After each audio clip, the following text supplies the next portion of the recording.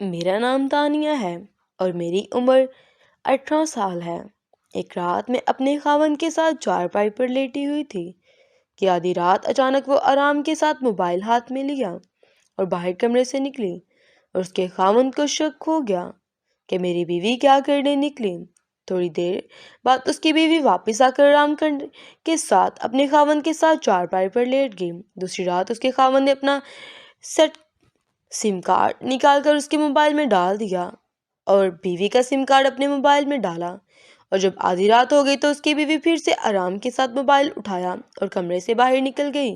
خاوند کو اور شک ہو گیا اور انتظار کر رہا تھا کہ اب کوئی اس کے نمبر پر کال کرے گا، لیکن کسی نے بھی کال نہیں کی اور اس کی بیوی واپس آ کے لیٹ گئی۔ جب خاوند نے اس کا موبائل چیک کیا تو اس میں کوئی بھی کال نہ آئی اور نہ ہی کی گئی ہو۔ اس کا خاوند اور شک میں پڑ گیا اور سوچا کہ شاید نمبر ڈیلیٹ کیا ہوگا۔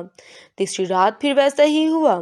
لڑکی کمرے سے باہر نکلی، 5 منٹ بعد اس کا خاوند بھی چھپ چھپ کر اس کے پیچھے گیا اور وہاں ایک سائڈ میں جا کے بیٹھ گیا دیکھنے کے لیے کہ اس کی بیوی آخر کرتی کیا ہے۔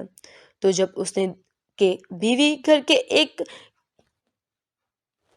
کونے میں جائے نماز بچھاتی ہے اور موبائل کی روشنی جا کر نماز میں مشغول تھی، جب سلام پھیرا تو دعا کی، یا اللہ اگر میری عمر میں خاوند کی عمر سے زیادہ ہو تو میری آدھی عمر میرے خاوند کو دے دو۔ میری یہ دعا اللہ سب کو ایسے ہی بیوی دے۔ آپ کی بیٹی کے لیے رشتہ طے کروانے والے